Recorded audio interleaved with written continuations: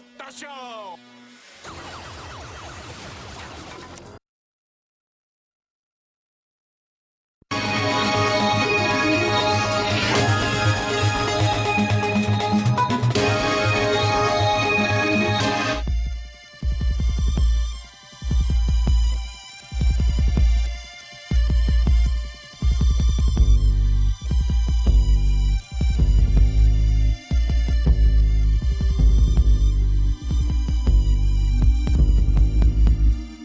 Tout frais, ouais. Ah ouais. Bien d'arriver. Ça arrive d'où? De chez Monsieur Marolot. Marolot, en fait, l'entreprise Saint-James qui nettoie en fait tous les costumes. Tous les costumes ont été stockés et nettoyés là-bas avant d'arriver ici. Le jeudi, au Centre national du costume de scène, c'est jour de livraison. Le 22e convoi pour ce professionnel venu de Touraine. 4225, il est derrière. À l'intérieur du camion, 300 costumes soigneusement rangés, prêts à passer une retraite paisible sur la rive gauche de l'Allier. Maintenant, il faut tout trier en fait.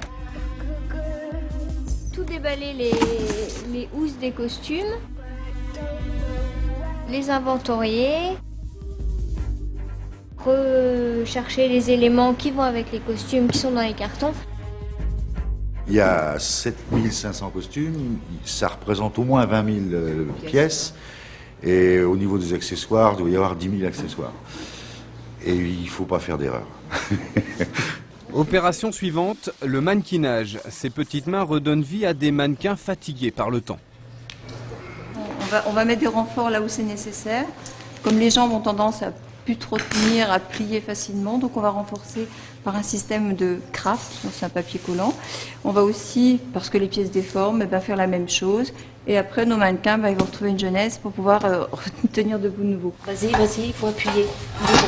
Pouvoir tenir debout et surtout endosser le poids d'un costume de scène. Ici, on fait dans le sur-mesure. Chaque mannequin correspond à une des pièces qui seront exposées. Bon, là, on voit que notre cagoule, elle descend jusqu'en dessous, parce que c'est cagoulé, c'est ce que souhaite la scénographe. Elle ne souhaite pas avoir des visages très dessinés, donc on cagoule systématiquement. Sous ce matériau qui est très fin, on voit que ça apparaît, c'est pas très joli. Donc ce qu'on va faire, c'est dégarnir, c'est-à-dire couper la cagoule à un certain niveau, la fixer sur le mannequin, pour que quand ça se rabatte, on ne voit rien du tout.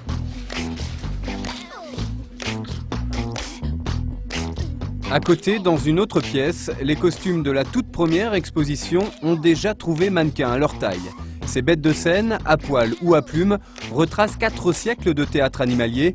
Du Chaboté à La Belle et la Bête, ils sont tous là, en attendant de trouver leur place dans les futures vitrines du Centre national. La vache crinoline, avec ses seins en velours et ses yeux mobiles, ne pense qu'à ça. Retrouver du service 30 ans après ses premiers pas au théâtre d'Orsay, pour ainsi parlait Zarathustra. La mousse, au fait, se dégrade. Et ça, c'est les problèmes un peu des costumes de spectacle, parce qu'on utilise des matériaux qui vieillissent beaucoup moins bien, par exemple, qu'un costume civil ou une robe. Vous voici dans les réserves du centre. 3 étages climatisés, des armoires coulissantes équipées de penderies et de tiroirs. Il fait 18 degrés, le taux d'humidité est de 52%. Condition idéale pour la conservation des 8500 costumes. Un patrimoine qui provient de 3 institutions de prestige, la Comédie Française, l'Opéra de Paris et la Bibliothèque nationale de France. Ici, ils ne prendront pas la poussière, non, ça c'est sûr. Au contraire, on va les sortir de leur stock dans les théâtres où ils prennent la poussière, parce qu'une fois qu'ils ne servent plus, le costume il est abandonné quelque part, et donc on le sort en fait de son armoire poussiéreuse pour le mettre ici, le mettre en valeur et le conserver. Et faire comprendre et faire partager au public tout le travail qui a pu être créé autour de ces costumes. Ça commence vaguement à ressembler à quelque chose. Donc un jour, ça va peut-être l'air d'un musée, si tout va bien. Donc là, dans le quartier général du centre, Martine Kahn dirige ses troupes avec énergie. Après avoir fait une grande partie de sa carrière à l'Opéra de Paris, elle mène le projet moulinois à bras-le-corps. On va faire tout ça. En dernier, la salle peine de cœur. Et enfin, Gilles arrive de l'Opéra à la fin de la semaine pour nous donner un coup de main pendant le week-end. Oui, pour la salle des corps qui est la plus compliquée.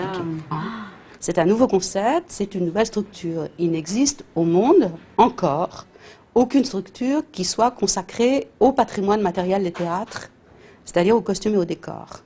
Pendant très longtemps, on a dit que ce type de matériel était éphémère, comme le spectacle. On l'a vu, ça disparaît, c'est fini. Et maintenant, on commence à garder des traces. On veut mettre l'accent justement sur les gens qui les ont dessinés, ces costumes, les gens qui les ont cousus, qui les ont créés, les gens qui ont été chercher le bon textile, les gens qui ont cherché la bonne nuance, la bonne couleur, la bonne ampleur, et puis les gens qui les ont portés. C'est quand même pas une histoire anodine non plus. Dans le rôle de la scénographe, voici Claudie Gastine.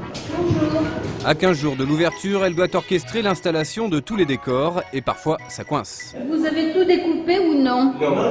Non, parce que ça c'est pas tout à fait ça quand même. Hein. Les costumes et les masques, dans ce qu'ils ont représenté, on les enlève complètement du spectacle pour lequel ils avaient été créés et on les met dans un autre contexte plus onirique, plus libre, où on doit seulement admirer le costume lui-même et le masque. Partie, oui, qui est très jolie, c'est de la mettre un peu en biais parce que alors du coup ça fait vraiment méduse, là ça fait abat-jour, tu comprends? Faisons méduse et pas abat-jour. Baissons un peu l'abat-jour, il aura l'air d'une méduse. Premier visiteur de prestige pour le CNCS, Christian Lacroix en personne, le grand couturier et président du centre, un ambassadeur de luxe pour l'institution. On va parler de ce centre, moi je vais faire mon maximum. Je pense bien entendu qu'il ne faut pas que ce ne soit qu'un espace de restauration et d'exposition. On en est tous convaincus, il faut que les choses vivent, il faut que des élèves viennent, peut-être après des résidences avec des artisans qui perpétuent des savoir-faire. Il y a déjà là certains élèves en stage qui viennent d'écoles spécialisées dans le vêtement et dans le théâtre en particulier. Donc là, il faut absolument, c'est sûr, développer, on va voir quoi, mais il y a l'espace là. Avec plaisir. Bonjour. Bonjour. Quand on arrive dans cette fourmilière presque, dans cette ruche, on voit toutes ces mains gantées qui remettent tout ça à la lumière. Parce que moi, ça m'émeut toujours de penser que ce seront des costumes qui vont enfin avoir une seconde, une troisième, une xème vie, puisque tout ça a été oublié souvent dans des réserves, non pas oublié du tout, puisque conservé par des gens très précautionneux et avec beaucoup d'amour, mais enfin un endroit, un lieu, un espace où les montrer dans leur splendeur, où les remettre en scène, parce qu'ils étaient faits pour ça, ils n'étaient pas faits pour dormir dans des paniers ou dans la poussière. Mais c'est vrai que chaque fois, c'est une délicate opération pour pas de résurrection, mais un petit peu. Et le grand baptême pour le Centre national du costume de scène, ce sera samedi en présence de Christian Lacroix, bien sûr.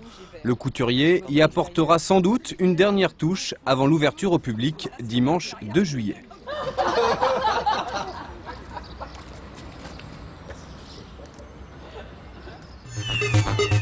Tout de suite, Clermont Soir.